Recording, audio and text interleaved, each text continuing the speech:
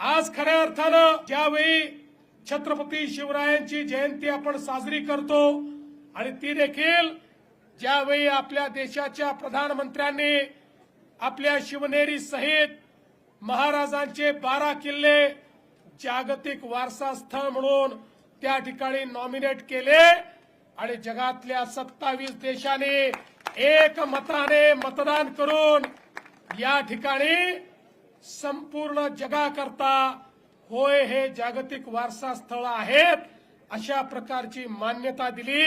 आमच्या आशिष शेलारांनी ते प्रमाणपत्र देखील या ठिकाणी घेतलं। त्यामुळे आता आपले शिवराय हे जागतिक होतेच, पण आता जगाने देखील मान्य केलंय की त्यांनी निर्माण केलेले किल्ले हे जागतिक वारसा स्थळ आहेत।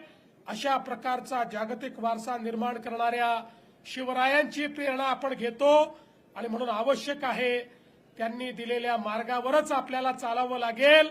त्यांनी दिलेला मार्ग हाच मार्ग विकासाचा मार्ग आहे, तो प्रत्येकाच्या उत्थानाचा मार्ग आहे। मला या गोष्टीचा अभिमान आहे। या शिवनेरीवर आमच्या अजितदादांचं प्रचंड प्रेम होतं।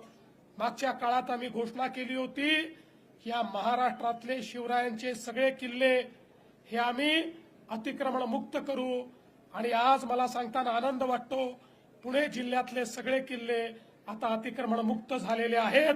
एकही किल्ला या ठिकाणी अतिक्रमण नाही। ऐकलं, गोकुळची बासुंदी पुन्हा खावीशी वाटतेय। खरं सांगू, मलाही खावीशी वाटतेय। पुन्हा पुन्हा खावीशी वाटणारी गोकुळ बासुंदी।